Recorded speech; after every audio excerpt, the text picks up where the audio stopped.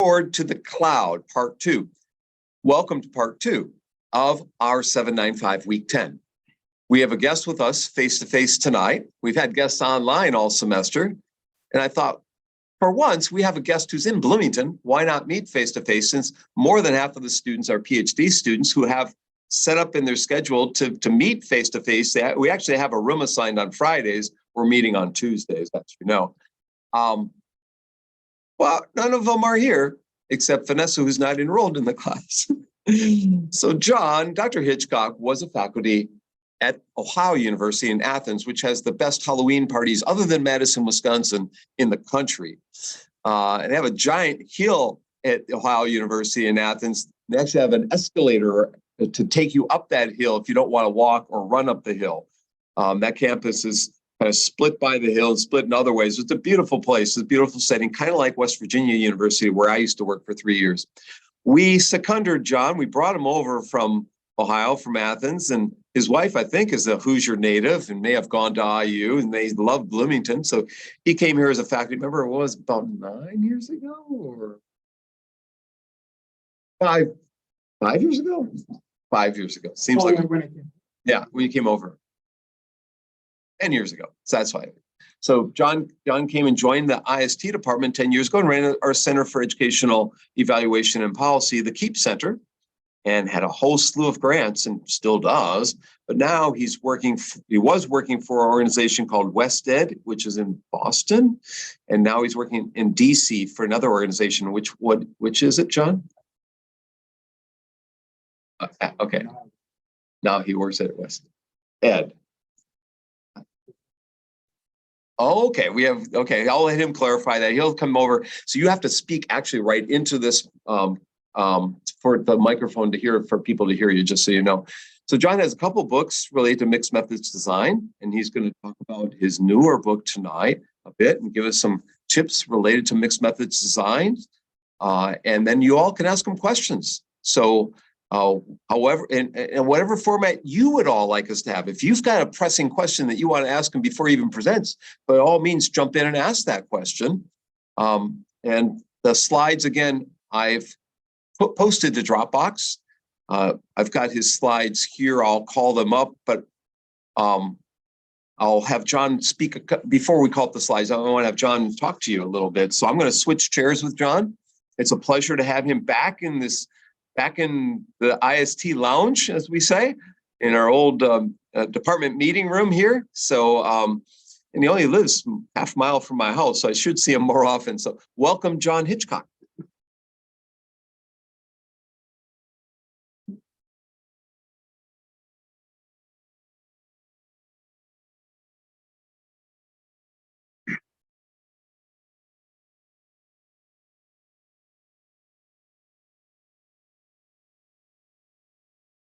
Hi, everybody. Can you hear me okay? Thank you, yes. Tina. All right. So,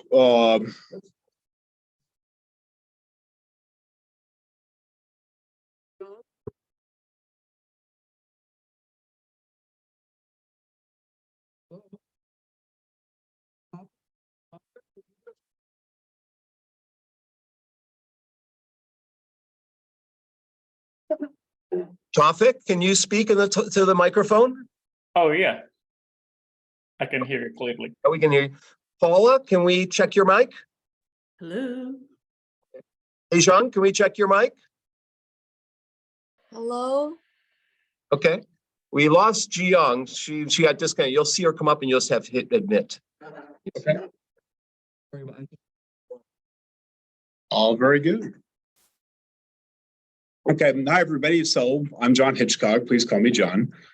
It's a pleasure to be here talking with you all today, and it's also an interesting experience being back in this room. I don't think I've been here. It's been 5 years. As Dr. Bonk has pointed out, much of the work that I engage in is in evaluation, research about how to do evaluation. Evaluation and research studies. And finally, I engage a lot in mixed methods research and mixed methods design in particular. And what I've been asked to do would be to swing by and deal with an interesting question, which is, well, it's not a question, but the premise of it is ask John anything about mixed methods and other research. When we get into that, I'd be happy to offer a little bit about my worldview and how that informs how I think about conducting research. And I do have a worldview that I understand not everyone shares. So you want to keep that in mind when you hear my thoughts on the topic. And so it looks like we have, let me see, 1, 2, 3, 4, 5 of you here. And you're all in R795. And if memory serves, this is the class that you take to help you become better prepared for your dissertation and your dissertation proposal. And it's a class I used to enjoy teaching myself. So a little bit more about my background, and then I'll open up for some questions. Let's see, what can I tell you? So I work for a firm that's based in the Washington, D.C. area. It is called WestStat. There is a competitor firm called WestEd. It's one of those things. Yeah, which is pretty reasonable for folks to get those two confused. I do myself sometimes. We occasionally compete against WestEd, but we also partner with them from time to time. That really makes things confusing. The kinds of work that I'm engaged in is best described as grant and contract-based research. So those are not exactly the same thing. Both are forms of external funding that one obtains so that you get paid to conduct research. A key difference between them is a grant would be a scenario where you have more independence so that you can pursue a general line of inquiry that matches up with what a funding agency agrees to, but you have more autonomy and less reporting. A contract, one also competes for contracts, but it's very much like if you ever think about contracting with, let's say, a plumber or you might have a contract in line with a legal firm, perhaps. When the client, in the context of a contract, usually has a lot of very specific hopes and desires and ideas about how the research might be conducted. And I work on both kinds of vehicles.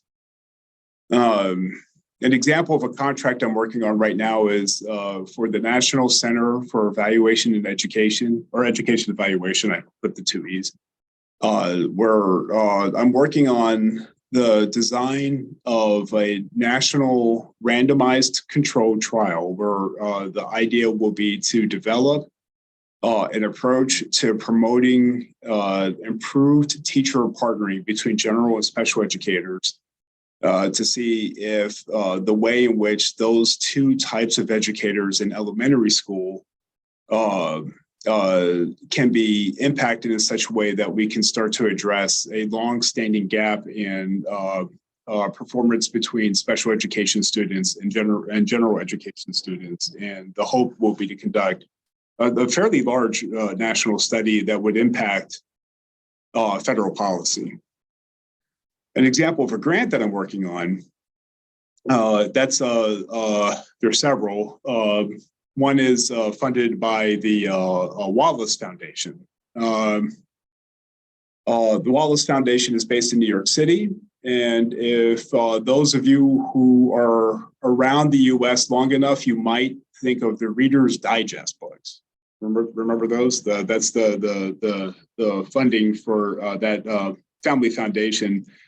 And the Wallace Foundation folks are very interested in the topic of out of school time. They're interested in understanding the best ways in which time spent by students out of the strict school day could be exploited to help support their achievement as well as their acclimation towards school.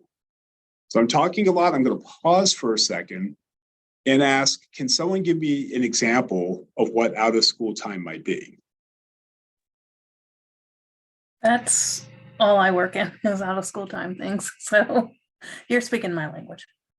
Okay, great. So Tina, what would be a out of school time? Like, what's an example of out of school time? Let's see, we do internships for high school and robotic competitions and maker spaces, and so that Good kind of specialist stuff. answers, but more general is what I'm looking for right now. Like, when might out of school time occur? Well, not, I mean, it could be summer. Yeah, It could be okay, so that's the after main school one. hours, yeah, or Right, after school so- hours.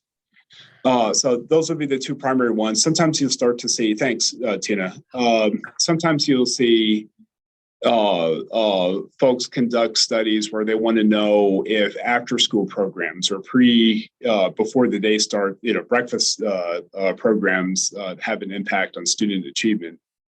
Right now, I'm the principal investigator of a study where we're trying to understand the kinds of summer programming that's been made nationally available in response to the emergency shutdown of schools, and also the American Rescue Plan, which was a major federal initiative to pump dollars into a number of sectors of society, including education. And so the Wallace Foundation is curious about how do we go through how do we understand the summer school options that have been made available after school closures became less and less common. And so anyway, getting back to the grant contract business, this is a grant so that we have more flexibility in how we conduct the study.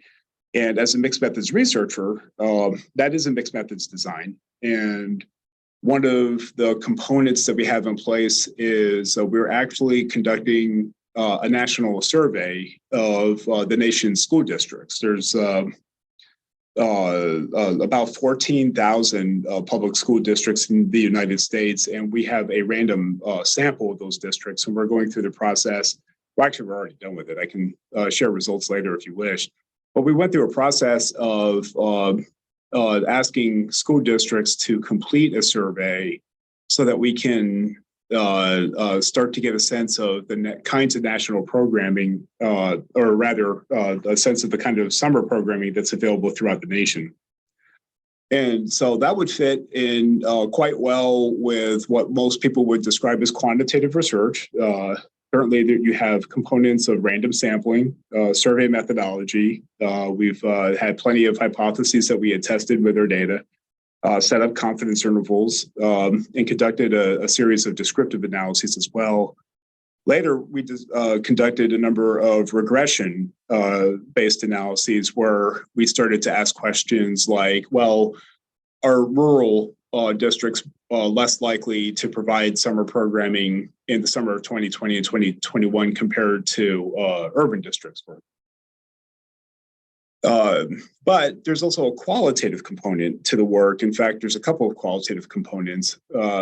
One is something that is often overlooked, where we've had a robust qualitative data set based on state level descriptions of how federal dollars were to be spent to provide summer programming.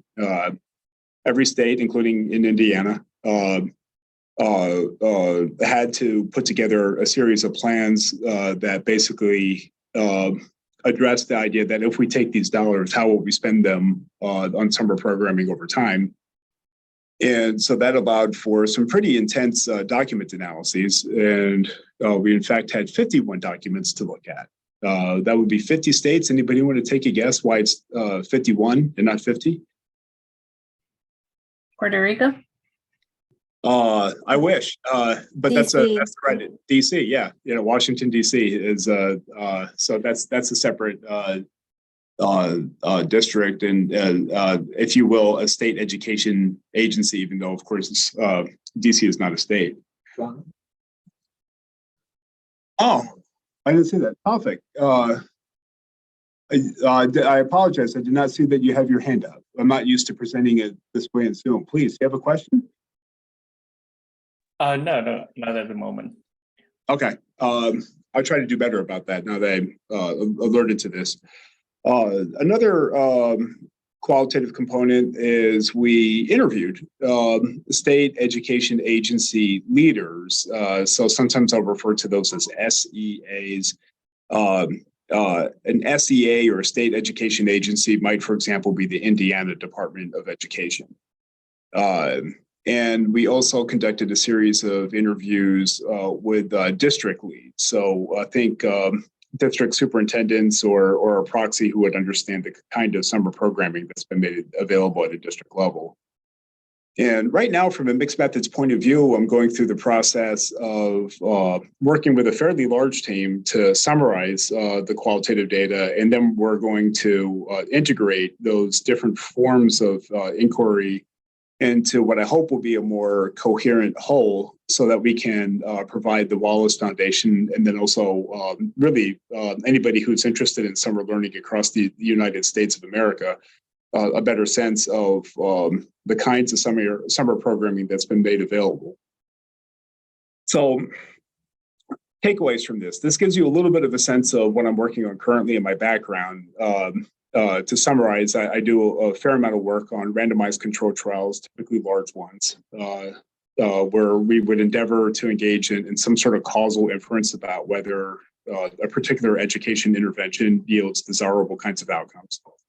Relative typically to some sort of status quo or business as usual approach to education. I'm also involved in some survey work and also mixed methods inquiry, and by extension, I engage in qualitative research too.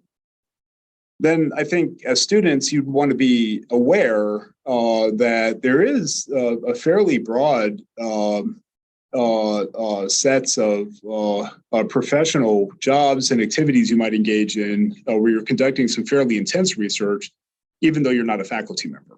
And what that would mean is that you can typically get a job in the contract-based research industry where you compete for grants and contracts. And it can be an appealing role if you want to be in a position where you can conduct a fair amount of research and also get into some pretty intense publication efforts. Let me pause there. Any questions, reactions, thoughts?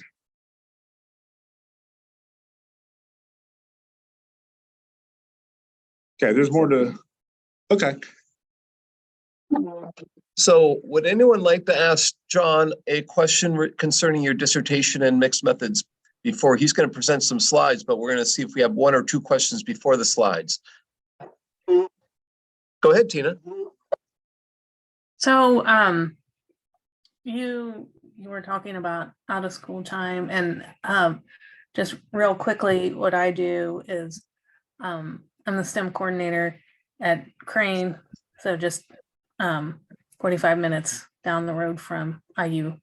And so we have a whole cadre of out of school time things that we run. I wouldn't classify the field trips as out of school time because they're doing it during school time, but we run field trips and robotic competitions and internships and summer camps and all the things. And so what I was wanting to do my research on is getting the STEM professionals that are already working at Crane and querying them about their experiences with out of school time STEM experiences, whether it be robotics or, first of all, what did they do?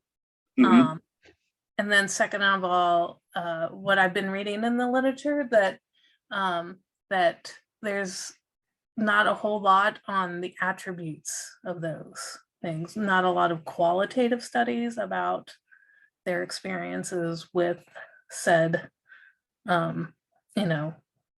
these things that, I mean, Navy portfolio is huge. And I guess I'm having a hard time wrapping my brain around, all I can come up with is like descriptive kind of statistics. And I guess one is that good enough just to do like so many people did first and so many people did sea perch and so many people did, what was most popular.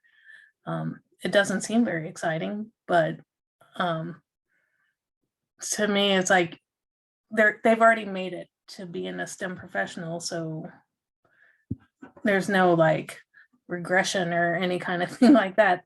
They've already made it here. I don't know.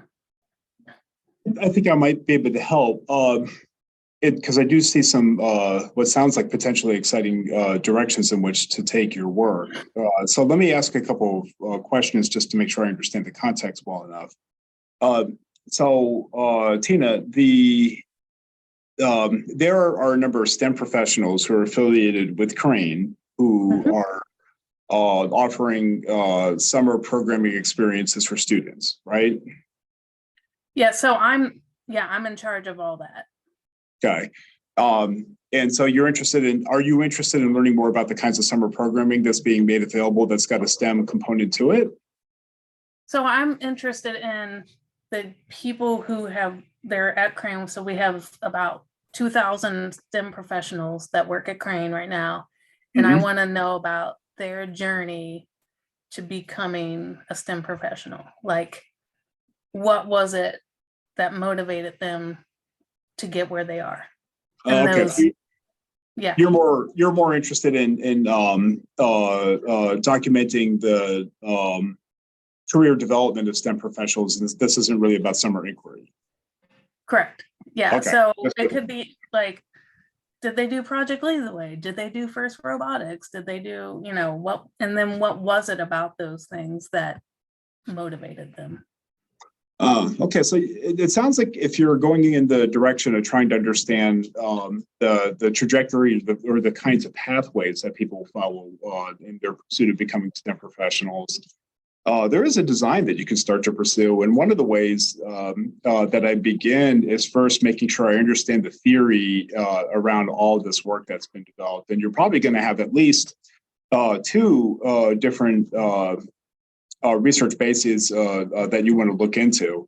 One of them is looking at some of the classic career development frameworks that are out there that are broadly used to understand the development of professionals in lots of different arenas.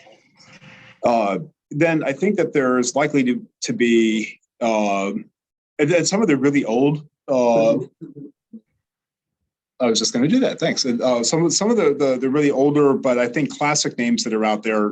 There's a couple of fun names. One is Super, as in Supergirls. But that's probably the beginning of the breadcrumb trail. And there's been an entire area of inquiry around understanding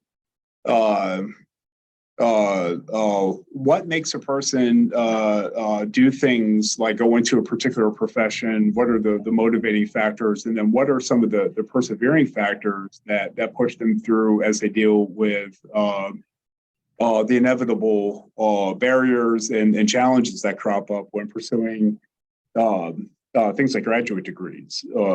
And I don't know the names of the people who specialize in STEM off the top of my head, but there is a specialty firm. It's called Jobs for the Future, JFF. And if I've got that wrong, feel free to reach out to me later, and I'll make sure I've got this right. But they're actually pursuing a fair amount of work that's funded by National Science Foundation, because what they want to do is understand the career aspirations and trajectories for STEM professions while they think about women and also people of color, and what are the what kinds of specific challenges have to be overcome, and how is this done. Taking the design a little bit further, I think one of the things that you'll start to want to think about is deconstruct STEM. Start to think about, well, when I'm thinking STEM, am I thinking about careers that require graduate training, undergraduate training only? Do you mean engineers? Are you thinking mathematicians? When you're thinking about the folks who are operating over a crane, you're likely to run into subspecialties like folks in chemistry, for example, possibly even physics. There is such a thing as applied physicists, and they do worry about things like photons. It's not just Star Trek. And if you start to think about the different specific kinds of careers that people are into, then I take a look at the literature and see if this is work that's been done already. It probably has, where we could start to identify people in different career paths as being in different buckets or labels or categories. And from there, if you can, in your literature, start to see the kinds of categories that are out there, then what I would want to do is find out some good practical applied information before you're moving forward. I would take a look at, for example, the Bureau of Labor Statistics, and I just do a really quick check on things like, okay, well, what are the requirements for getting some of these positions in terms of credentialing? What kind of pay are we talking about? Then also looking at the job outlook. And with that kind of work, I suspect that you're probably going to run into is, again, the beginning of a breadcrumb trail where you're going to start to identify a number of positions that we're probably having a hard time filling, and is probably going to be a concern in the United States of America in particular. Broadly speaking, for example, I know that we don't have that many engineers. That's going to be a problem later. We have a crumbling infrastructure.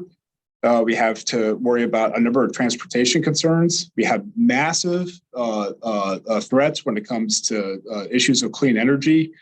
And so if we start to get into the question of, okay, well, if we do have a strong trajectory for hiring engineers, and I suspect that we do, then I'd start to want to understand, well, what are the barriers that are out there? And from an IST perspective, then you can start to really get into some really interesting stuff.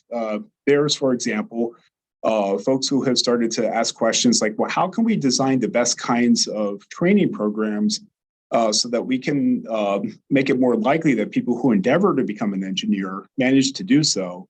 And what kinds of teaching do we make available where people start to become stuck, if you will? There's probably a lot of work that gets into the arena of weed out courses in engineering, and how can we make some of those courses more manageable for students so that we increase the likelihood that we have a strong graduate system. Dr. Bonk, one of the folks who did a fair amount of work in this arena from IST would be Teresa Franklin out of Ohio University. I suspect David Moore has too. They've probably also gotten some NSF funding to get into this kind of work. Given that this has been considered in the arena of engineering, you might start to look at whether or not we have some of the same issues when it comes to, let's say, graduate rates for aspiring chemists, which I suspect we probably don't know a lot about. I'm giving you a lot to think about, so I don't want you to feel like you're drinking from a fire hose. So let me pause for a second and see, does any of that description sound appealing to you? Yeah, I mean, again, just kind of taking it in. Well,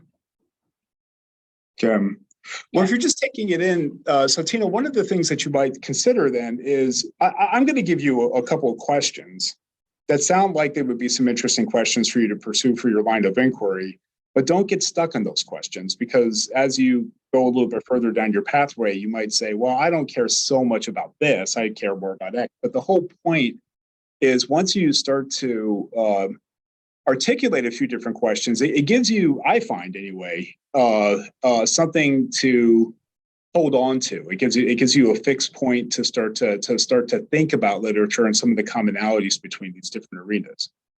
So a question could be, what are the enrollment rates in both in institutes of higher education, uh, for students who are pursuing STEM degrees that will lead to professional outcomes. You could take that broader question and disaggregate it by any number of different STEM professionals. So you could ask that same question for mathematicians, chemists, physicists, engineers, and so on. Computer science. You might therefore say, well, I have that same broad question, but I want to disaggregate it towards a particular type of career professional. And then you can start to further disaggregate depending on where the literature base is. You might, for example, find that there are some types of students who are more likely to struggle. Think first generation college. You might think about students in any particular minority category. You could take a look at the number of female students who are going into construction engineering programs, any of those arenas, and then start to ask questions, descriptive questions, I think initially around what are the enrollment rates in institutes of higher ed, and also what are the graduation rates? Because some of these different fields, well, you could start to see that there's some real inequities around degree completion. So if that's what your general area of interest might be in, then you could start to take it further and say, well, how much do we really know about this topic? And I think that that's going to drive your inquiry. And that actually does have a lot to do with my own world view, where I think what you want to do is understand the context and understand your question, then worry about your research design. Don't put the cart before the horse.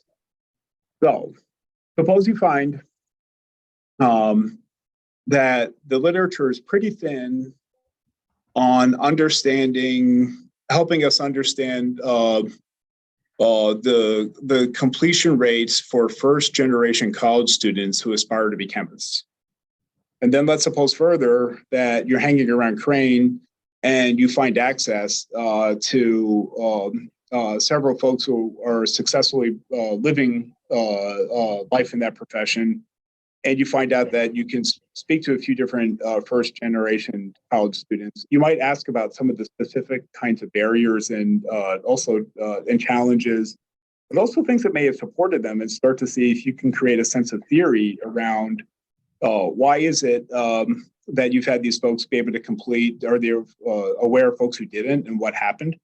And then you'd be in a position where you could start to be in a really interesting intersection between folks who study post-secondary education, but then there would also be a connection back to typical IST approaches, because you might start to discover that there's parts of either the training or education aspects that are in a typical chemistry undergraduate program, where you might start to identify different kinds of cultural barriers that you can start to work on, all with the eye towards making it easier for first generation college students who are in chemistry to have an easier time.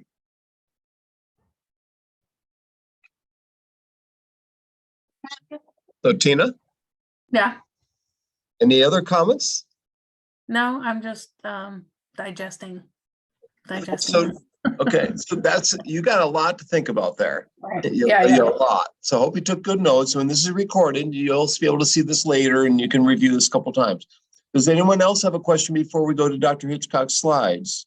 Paula, Tawfik, Hejong, or Vanessa, who's right here?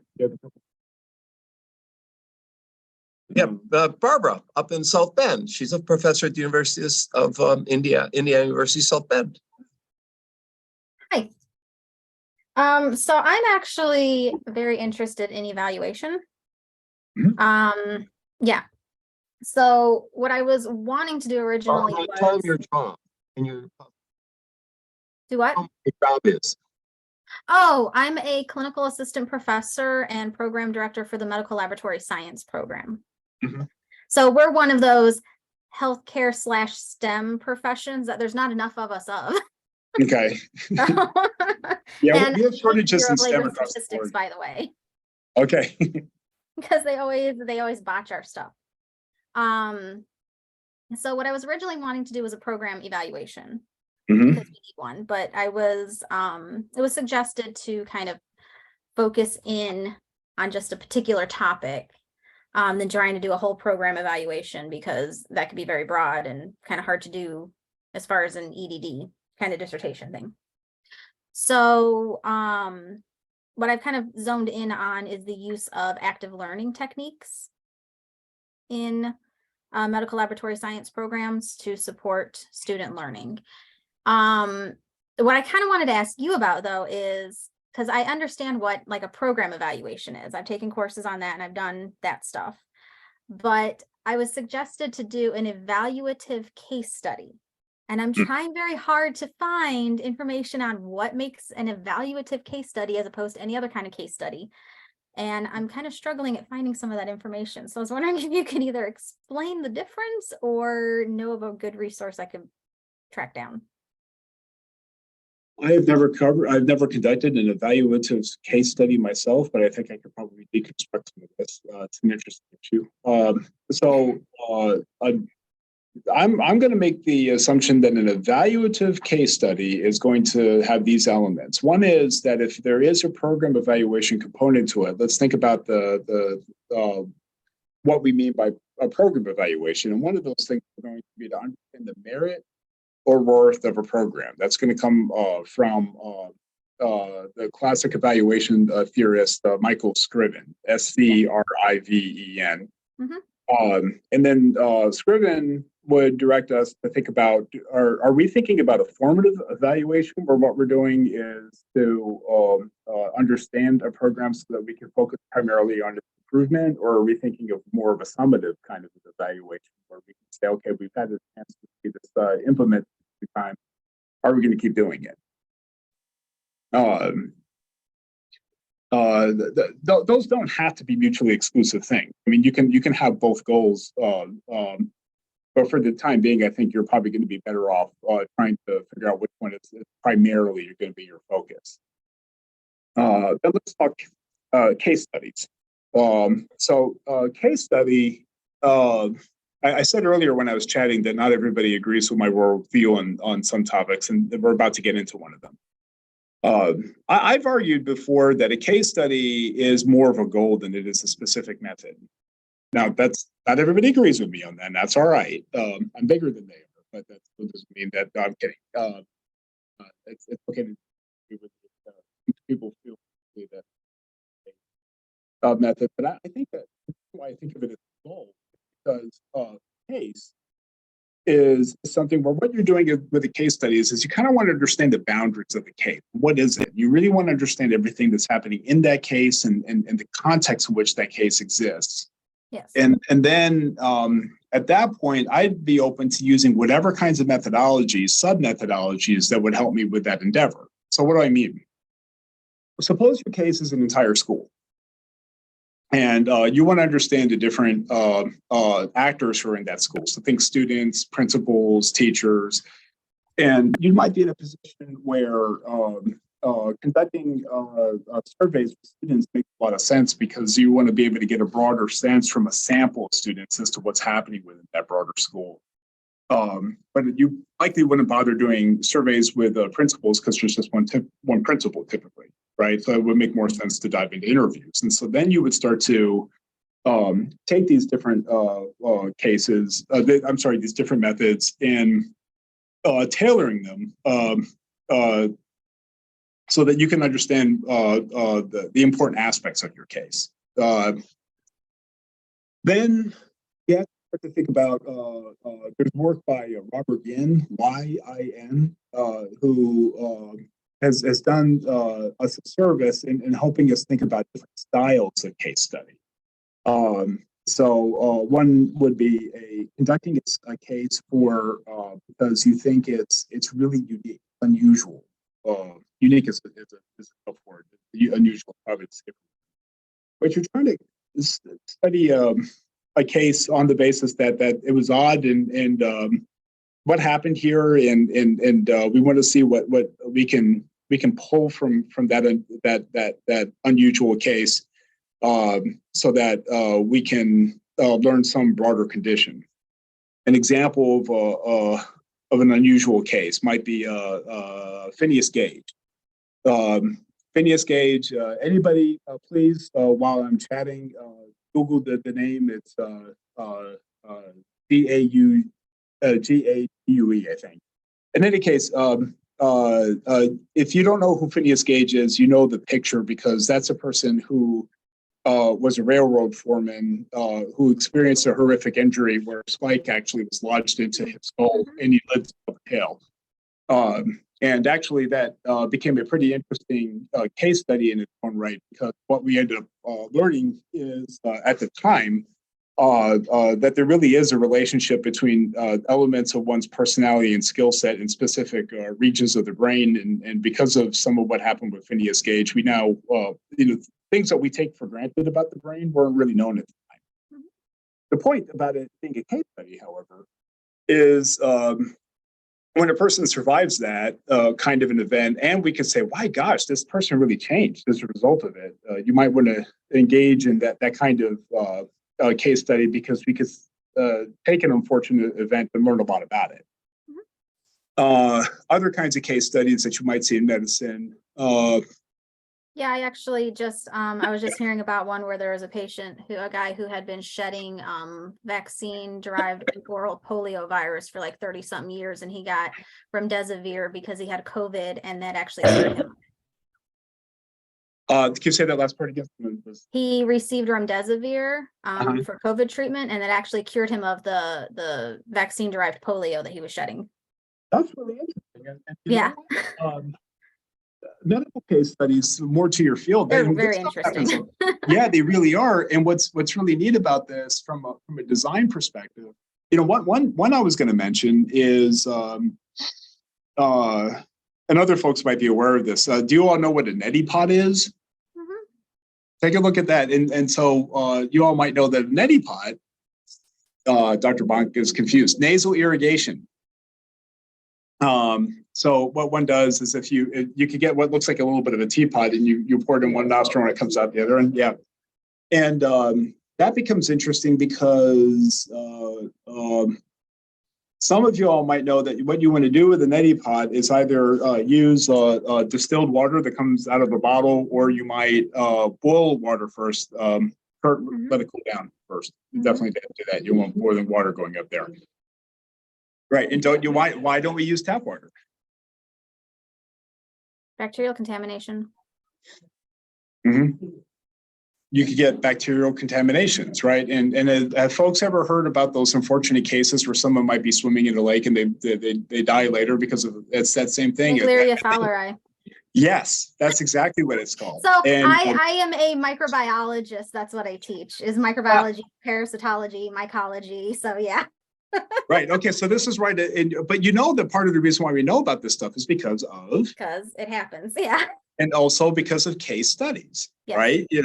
And so those would be examples of case studies where what we do is examine phenomena, because we can actually learn quite a lot of important information from these. So we got Barbara in biology. We got Karen in chemistry. We've got Tina in all the STEM fields. We got Hejong in computer science, Tofik in computer science gaming, Paula, micro credentials. We'll have to link it in. Paula, you want to say what's your undergrad in?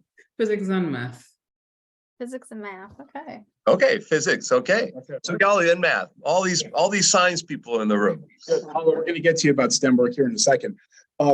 I do want to, before we leave the issue of case studies and evaluative case studies, to get back on the thread, you can also engage in case studies that are the case study is not conducted because we're dealing with something that's really unusual. We might instead be conducting a case because it is typical.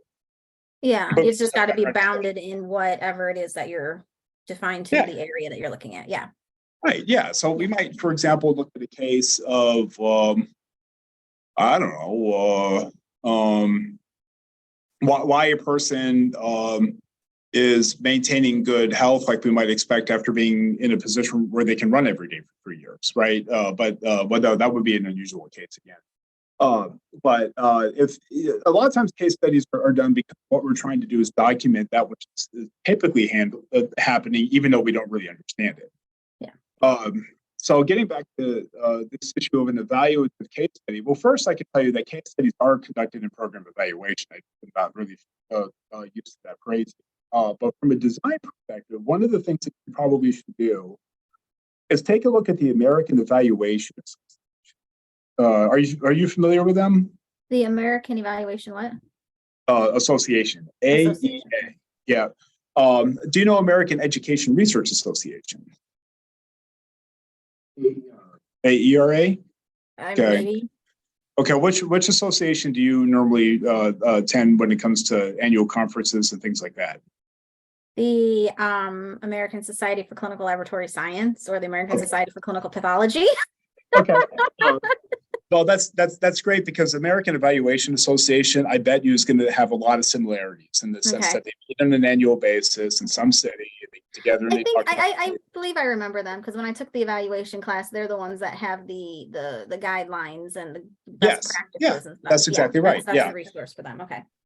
So the AEA also has a lot of focus on the social science methodologies that are out there. And so what I would do to simplify your work a bit is to look at any work that's been conducted in the realm of case studies and just take a look at the American Journal of Evaluation, and they ought to have a few different examples that are out there. And then that's a pretty good bet that what you're looking at is a case study that's done for evaluation purposes.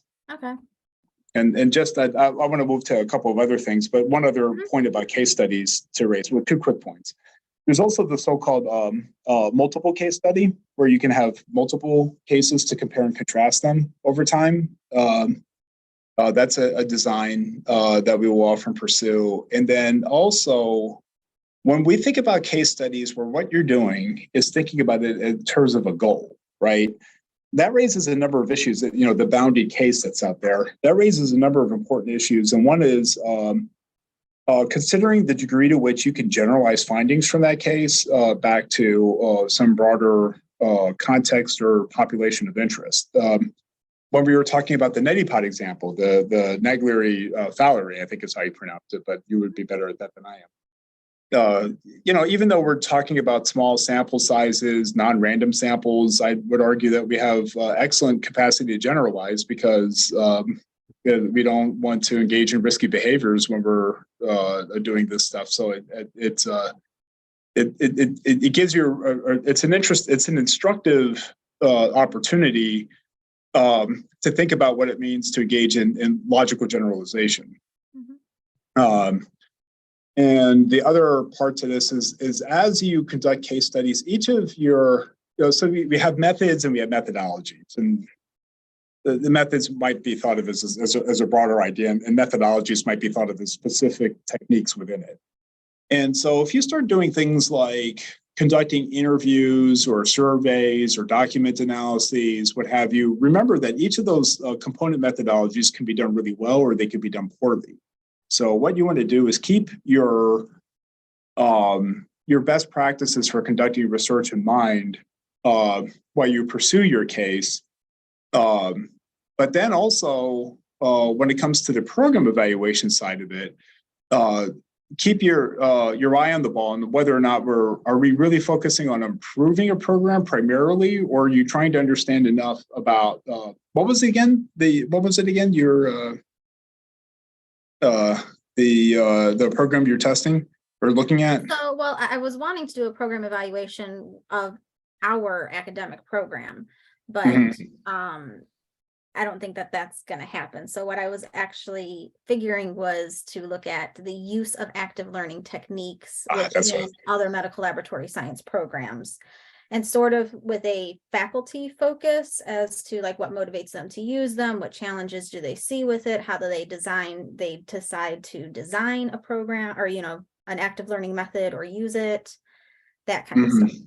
Okay, and so when it comes to, I think one of the things from a case study approach, it might be what you want to do is you could endeavor to say that I want to be able to take what I learned from this study, this evaluation, if you want to really focus in on and call it that, is help your potential audience understand the degree to which active learning that you looked into might be useful to other faculty as they consider using this kind of an approach, and what lessons learned can you offer. And another point that you're going to want to start to think about is something that's a cousin to generalization, but not exactly the same thing. And it's a qualitative concept called transferability. And it gets into the degree to which readers of your report might be able to intuit that what you had to say is likely going to work on their campus. Yeah, like, because my thought would be, if I look at it within the medical laboratory realm, would it be useful for other clinical-based healthcare education programs? Yep. Like, could radiography adopt some of these things, or nursing, or anybody else? So, Which makes a lot of sense to me. If that's Okay, so we're looking at about a little over half hour of time left in here. So let's do one more question and go to Dr. Hitchcock's slides, then come back to a couple questions from everyone. So who would like to ask the next question before we go to the slides? Hejong, it looks like she's unmuted her mic. Did you unmute your mic, Hejong? it's like Paula's got her hand up. Paula's got her hand up. Okay, Paula. Hi, good day. I have a couple questions, but I'll stick to one before the presentation. Specific to a mixed methods research question, just to get your feedback in general. If in your experience, do you have issues with non-mixed methods committees probably having issues with those type of questions, or you think you should stick to the general one qual, one quant? Yeah. And as it goes. That's a good question, Paul. And I think so. Philosophically speaking, yeah, sure. Paula, let me. If I get this wrong, please correct me. Okay. Okay. Your question, as I understood it, is do I run into challenges when conducting mixed methods inquiry, or am I better off if I have qualitative and quantitative components to my design, am I better off not mixing it on the basis that people might understand mixing well? In terms of the question itself, yes. Yeah. You can ask, the question is also going to be something even further behind that is what's your overall purpose, right? And so if you have a broad research purpose that it sounds like the best way to address that purpose is in component and subsequent questions is to adopt mixed methods, then you should, because that's going to be a design that should yield both data and also an analytic framework that will help you best meet your goals. And if it turns out that you have a question that doesn't require mixed methods, then don't pursue it. That is to say, don't pursue the mixed methods. So I'm very much in the belief that what you want to do is understand what you're asking, why you're asking it, and then let the design follow. Okay. Go ahead. So is it that your epistemology must come out strongly to defend why you need a mix? Even broader than that, I think that so just so folks know what we're talking about epistemology, what we're talking about is the ways that we know things. And there are folks who adopt a kind of framework where they believe that mixing shouldn't be done. I don't think that that's common anymore, but that's certainly out there in the literature. Sometimes what people would do when they're conducting research is they know a particular methodology really well, and so that's what they tend to use. And so it sort of becomes the idea that if what you have is a hammer, then everything starts to look a lot like a nail. And then you can run into scenarios where let's take that summer learning program that I was describing earlier when I was chatting. If my goal was to understand the percentage of school districts at a national level that provided summer learning, and I wanted to be able to come up with an estimate of that based on what I observed in the sample, and I wanted to throw a confidence interval around that so that I had a pretty good sense of how good my estimate is, then I would stop at the really the quantitative phase. I'd be finished at that point because that's what I wanted to know.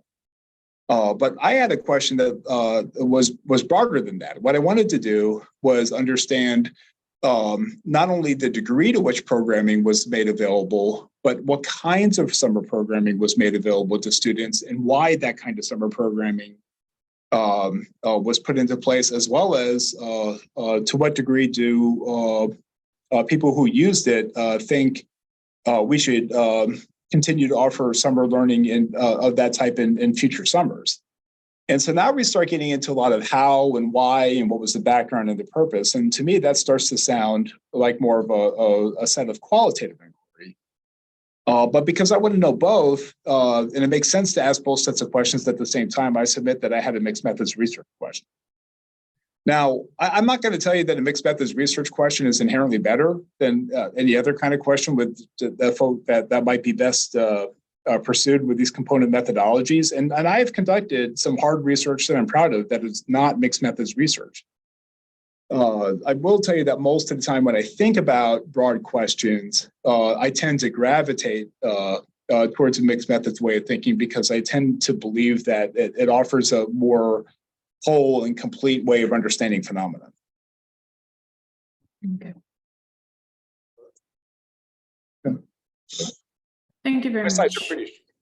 Oh, sure. Yeah. Happy to. That's pretty brief. I can do this at the beginning.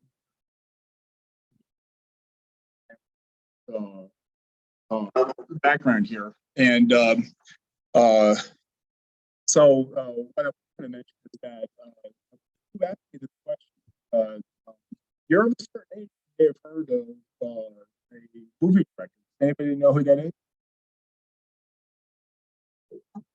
Alfred Hitchcock. That's right. I kind of look like him, but I've been asked about this. It turns out I actually am related to Alfred Hitchcock, but I've never met anybody who personally knew him, and I never saw an inheritance. So, but I always get that out of the way. Here is something that's in a book I co-authored with Bonnie Nastasi, who is a post-psychology faculty member at Tulane University. And I have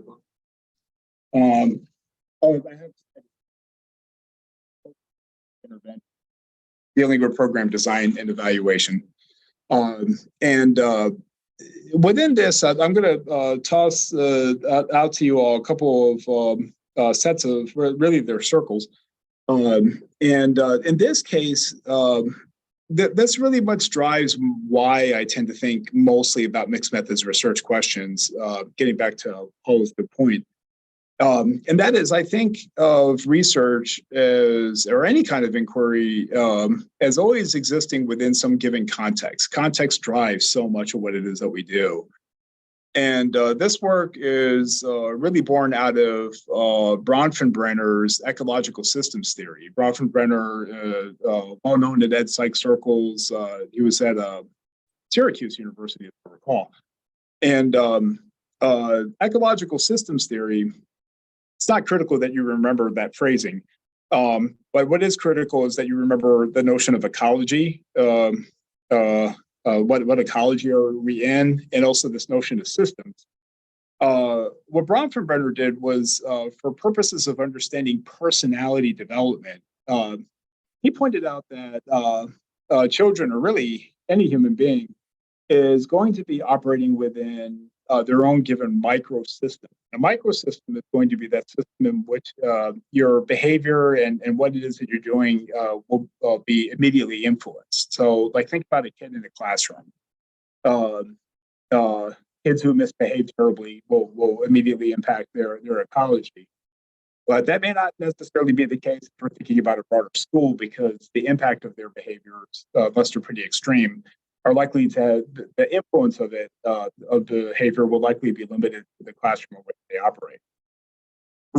But so what surrounds a microsystem is going to be your exosystem. You could think of that almost as like the that keeps some together. It's the boundaries of the system of which we're operating, and then these different systems can interact with each other, creating what's called a mesosystem. Not important for you to remember this. What is important for you to keep in mind is that when we start to deconstruct the context of any particular research question, there's likely going to be a lot of moving parts. So when we think about, for example, Crane, was it Tina? Yeah, Tina, when I was talking to Tina about where she might start to conduct some of her work, if you know, Crane is a place where memory serves is a naval research place, oddly placed in Indiana. You know, we're pretty far from an ocean. But it is a part of Indiana where you're going to have quite a lot of different STEM professionals all in packed into a pretty tight space. And so I would be very interested in understanding the implications of that kind of context in anything that you might study within the Crane system. Around all this, there's also going to be the notion of a macro culture, and that will be the broader cultural. I'm sorry, a macro system, and that's going. I think I said macro culture. I'm sorry if I did. A macro system, and a macro system is going to have cultural influences, broader societal. Think about things like broad policies that might be out there that influence STEM. Think about the number of degree granting universities that are out there. Think about how STEM professionals are perceived and you know, relative to their peers, but also people outside the STEM profession. Think about political matters that crop up. For example, in the state of Indiana, right, been a big push towards increasing the number of folks that are able to obtain STEM degrees. Think about how that influences policy. You know, for example, instructional systems technology, because of that T that's in there, oftentimes IST is put into the STEM world, and as a result can enjoy some of the different kinds of dollars that are out there. For example, I think we could probably approach the National Science Foundation and say that we want to do something with IST. They're going to hear that T means technology and follow upon you more favorably than they would otherwise. Not pictured here, but there's also the idea within Bronfenbrenner's EST is the chrono system. Fancy phrasing. That's just where time, right? If we're going to be, for example, studying the impact of a video game-based approach to mathematics, that kind of approach to teaching likely would have had a valence and newness to it if we were doing this in 1980. Today, technology is much more ubiquitous than what we mean digital technology. So, but I'm also really interested in always being aware of, okay, what's the context in which the questions are being asked, because that helps me understand why I'm asking some questions. It also helps me understand some different factors I might want to ponder when thinking through my design. And it's just always sort of in the background, and it helps inform this next way of understanding some of the work that I engage in when I'm trying to understand the impact of interventions on different kinds of outcomes. So really briefly, I try to approach my inquiry where at the top, I focus a lot on understanding existing research, practice, and policy. You could think of that as being somewhat akin to conducting a literature review.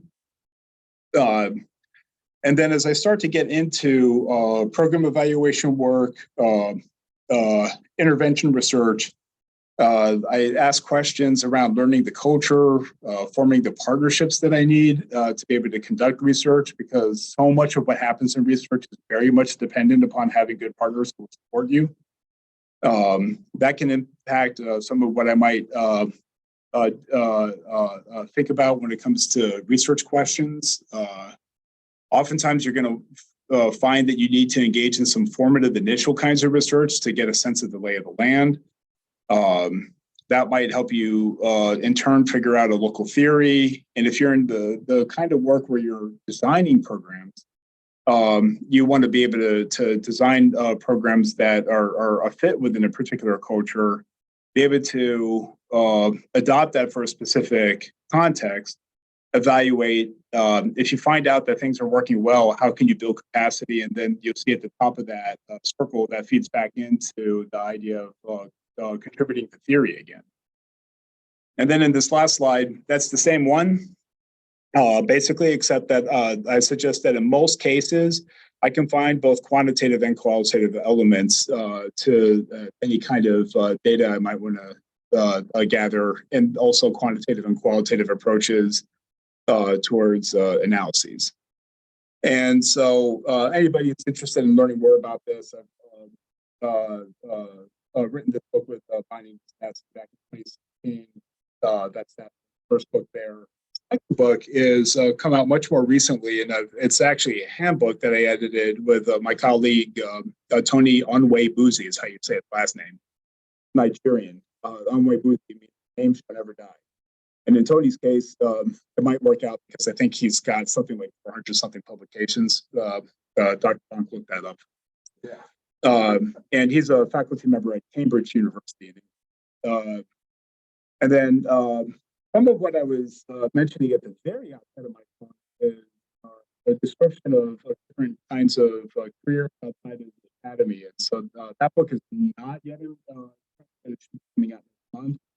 And we got the cover picture. That's right. And it's a very short book. I actually hesitate to suggest that it's an academic piece because it's more popular press and it's got cartoons and whatnot. It's only about 100 minutes where Dr. Stacy Marola is the author who's working at a large firm and run her own business. And myself and Mercedes Rubio is third author, and she works for the National Institute of Health because she describes how does one get government positions if you're a PhD level researcher. I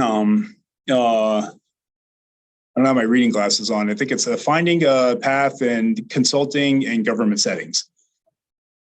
Yeah. And then that's some of the pieces that I described about. This is actually a pretty straightforward research methods book that I put together. I'm the fourth editor of that. And it's also an applied guide where we try to be very practical with some of our discussions around using methodology to pursue your research questions. So that was it. All I had to say about the slides. But why that's worthwhile keeping in mind is that there are some folks who think about mixed methods in a very different way than I do. And there are people who think about research design and research methods in very different ways than I do, where they would espouse pursuing what I call model method approaches to inquiry. And there's really nothing wrong with that. But I just think it's important when I describe research methods that people will have a sense of where I'm coming from.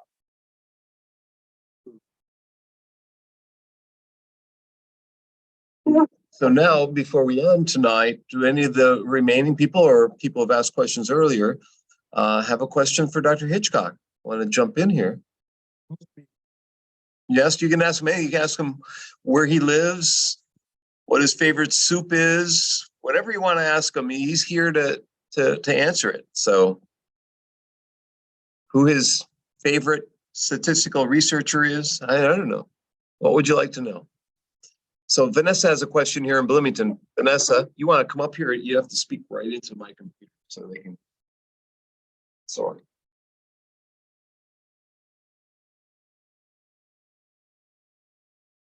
Hello. So my question is, let me come up with the words that this way I feel like I need to ask it. Yeah. Don't worry about that.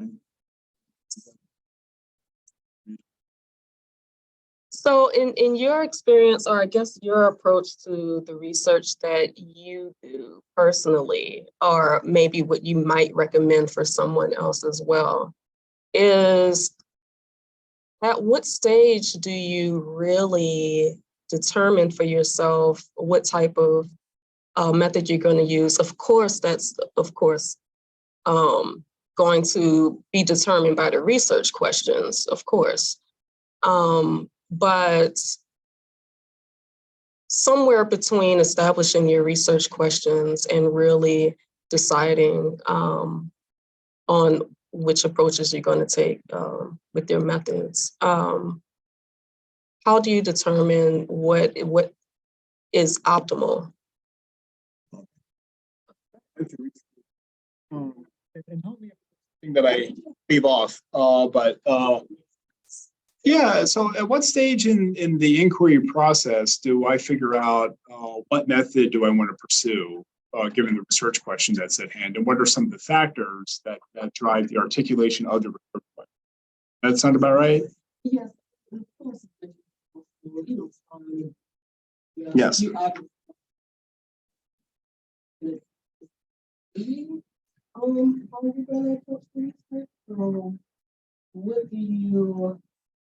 How do you like to approach the whole process? Yeah. Best answer, like given the constraint, the best answer your research. And so for folks who may not have heard the follow-up articulation to the question, it's very good. What are some of the constraints that one might think about as they think about first articulating their research questions and then figuring out the methodologies that are out there? It's nice when you had that order, though I will admit that sometimes there's, and I'll explain why in just a moment. There are times when unfortunately method comes before the question. That can crop up. But it really does come down to constraints, and then think back to my prior diatribe about understanding context. Okay, so there's a lot that goes on. So first, remember I was talking about the idea of, is this a grant or is this a contract? When one goes for external dollars, I can almost picture a kind of Venn diagram where there's very little overlap between what people are willing to fund for you to do and what you want to do, right? You know, there's that small space. First, what I'll do is I'll consider constraints like what kind of budget is available, what kind of timeline that's available, but also what is it that a funding agency is really interested in seeing.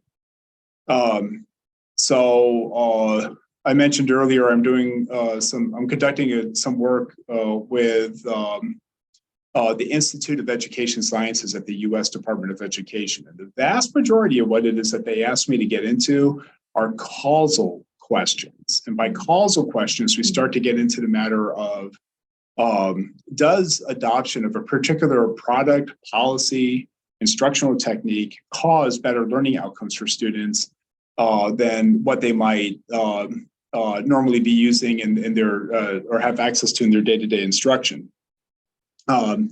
If I'm going to go for most of the time, if I'm going to go for funding from the U.S. Department of Education's Institute of Education Sciences, it's a pretty good bet that you want to be thinking about articulating a randomized controlled trial. That's the case where sometimes your method is going to push your questions a bit. What I mean by that is if I know that that I'll say IES for short. IES means Institute for Education Sciences.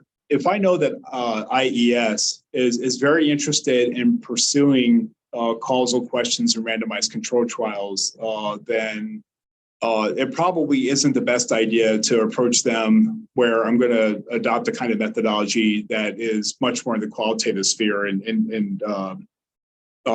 Now, they will pay for qualitative inquiry, but oftentimes they'll pay for qualitative inquiry if it's conducted in the context of a randomized control trial. For example, we might ask teachers if they're implementing a new approach to instruction, did they like it? What barriers did they run into? But a lot of it is knowing your client, because one of the things that's interesting about IES is they would say that in the space of the U.S. Department of Education, we want to push the idea that we can start to help the field figure out the best kinds of policies and practices that are out there within that causal frame. A randomized control trial, also sometimes called experimental designs, is widely thought to be a design that can yield superior causal inference relative to other kinds of options. Folks, you all know when I say causal inference, are you familiar with this? You could get into alternative designs, such as, for example, what's called a quasi-experimental design. Nothing inherently wrong with them. I've conducted quasi-experiments. I'm involved in a couple right now. But why do you think if there's experimental design, what might quasi mean? It's a reference to the notion of almost. You know, if I said to you all, come and meet my friend for dinner, it's a quasi nice person, you're going to immediately have some pause, right? What do you mean by that? And a quasi experimental design is oftentimes going to put you in less of a position to make a strong causal inference relative to when randomization is available. And so that's just something that I automatically think of as a go-to when I'm approaching IES when it comes to funding considerations, which means that is also where I immediately start to think about the kinds of designs I'm going to try to adopt. But there can be cases where I need to study phenomena. I have a causal question, and randomization is impossible. This happens. In these cases, what I would do in articulating in a proposal to IES, a strong, clear clarification of why it is that I don't think a randomized control trial can be done. Yet the question is so important, so you should tolerate a quasi-experiment in this case. Let's think about something completely different. If I'm talking to a philanthropy, like a Wallace Foundation, they said we are generally interested in figuring out the kinds of summer programming that's made available at a national level as we start to emerge from the COVID pandemic. There's not really a causal question there, is there? I mean, that's a descriptive question. So in that case, it made much more. They didn't dictate really how to conduct the design. They really wanted to hear from at the proposal stage, how might we go about doing this? But because they expressed, they gave an automatic constraint. That's a very good word. They said we will fund research in this arena, but by articulating the arena, they gave us a constraint. And that's normal. I mean, normally one doesn't approach an entity and that's got a tabula rasa, give me anything. I'll fund whatever kind of study. Usually they with all the different government and philanthropic and sometimes international entities that are out there, they'll tell you what they're about and what kind of research they're hoping will be conducted. And so obviously you want to pitch your ideas to, what it is they're willing to fund. Otherwise, you're not likely to be successful.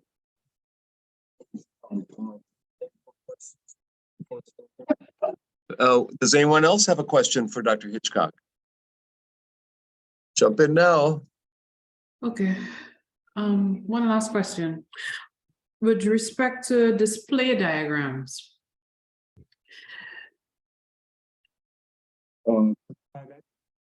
are you of the view that mixed methods research papers, because we have to do critiques, is of less quality if it doesn't have a joint display diagram, or it's okay to express oneself integrating without that diagram? And I'm going to just ask real quickly, Hejong, Karen, Tawfik, do any of you have a question? Because I'm trying to queue these up before we go tonight. Karen, did you have a question after Paula? Not right now, no. Okay, Tawfik No, not at the moment. and Hejong? Hejong? Well, we don't hear her, so this may be the last question of the night, not positive. I'll give everyone a couple more minutes to think of one. And so why don't you try Paula's question? And Paula, so one of the things that you're in essence asking is, do I think that on conducting inquiry, and are there alternative? Well, in what degree does it have implications for the quality of the mixed method design? Is that right? You broke up a bit in between, sorry. I'm sorry? You broke up. You broke up a bit in between, yeah. Okay, I'm just stating your question again now. So you're asking broadly about. Okay. I'll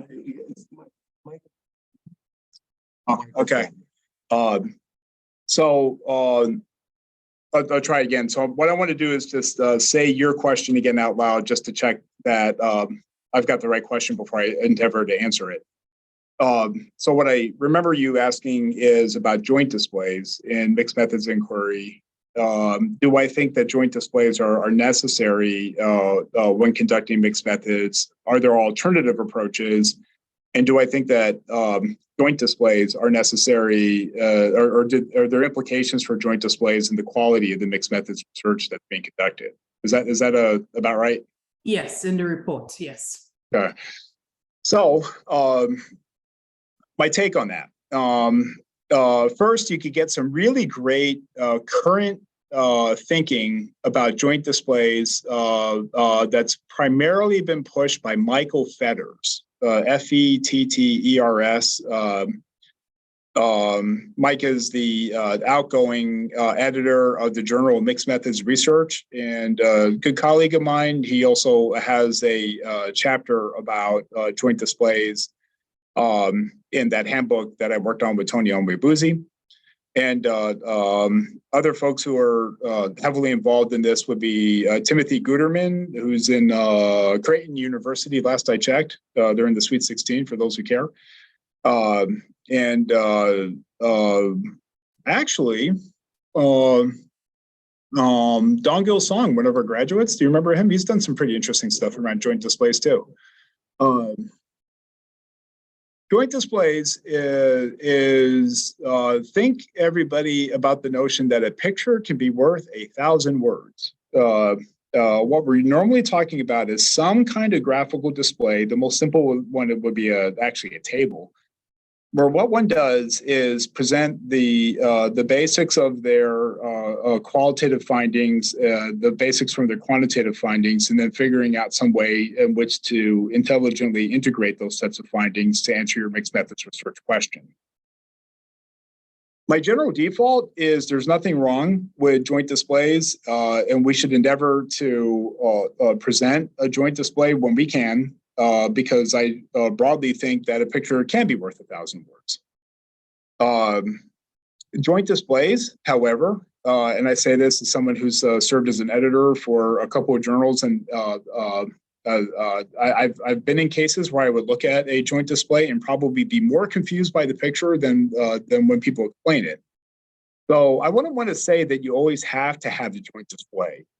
I'd rather say if you think you could come up with a good quality joint display, then like any other thing, like any other figure, it's a good thing to include. But it might be the case that you're trying to do something through a graph that might be more stated simply via text.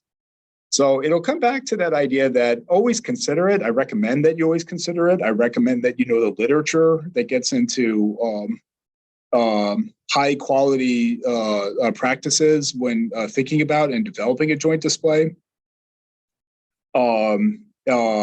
I'd even point out that there's a nuance here. There are cases where people have developed a joint display because it helped them with the analyses of their data, but then they did not present the joint display in their presentation of an article because it was a bit too much to digest. In those cases, the picture might be worth 1,000 words, but you might be better off just saying 50 words. Then finally, that gets into the last part of Paula's question, which is, do I think that joint displays have implications for mixed methods quality? The short answer is it can to a degree, but we have better ways of thinking about mixed methods quality that I would point you to. Take a look at the work by Burke Johnson and my colleague Tony Onwe-Boozy, where they've come up with Cathane, Cathane also has done some interesting work around this, where they try to tackle validity and credibility issues when it comes to thinking about mixed methods quality. And one of the key phrases that are out there, and I'd be happy to send this to you via an email, is the notion of what they call legitimation techniques. It's to play off the word being legitimate. There are about a dozen different lenses that one can adopt when thinking about mixed methods research that are, I said legitimation techniques, and I mean to say legitimation lenses. And one of those basic questions are the degree to which you think you're successfully integrating quantitative and qualitative findings to address some larger whole. And a joint display can help you with your analysis. It can help you with your articulation of your findings. But I think that there are great mixed method studies that have been published in absence of a joint display. All right, thank you very much. I feel relieved. So let me add that Richard Mayer's work at UC Santa Barbara, and he's got a couple books on the psychology of multimedia that are worth buying. He's probably one of the most prolific educational psychologists in the country, if not the world. And his first job was at Indiana University. Grew up in Ohio with John and others. He was over near Dayton area, I believe, then went to Michigan for his degree. And his first job was here for a year or maybe two, but I think one. He's been a guest in my 511 class in the past, probably the most popular person I've had in 511. Had a lot of people show up, and I have a recording. So if you'd like, Paula, send me a note. I'll try and send you the link to watch what Richard Mayer says, and maybe there'll be articles connected to that.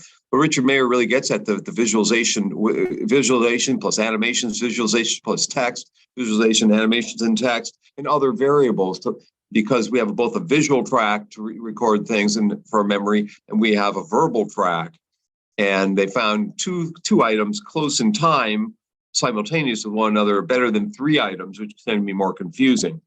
And of course, as Dr. Hitchcock says, it has to be an authentic visualization, it has to represent really, it can't be, it has to be high quality in effect, right? But read up on Mayer's work if that's of interest to you. The use of visuals in your design is of interest. Richard Mayer is probably the foremost authority. In 2001, he won the award for the most published educational psychologist. You look at his Google Scholar, it's over 200, I think. So it's in ungodly, it's above Einstein. He's the one person in education who's cited more than Einstein.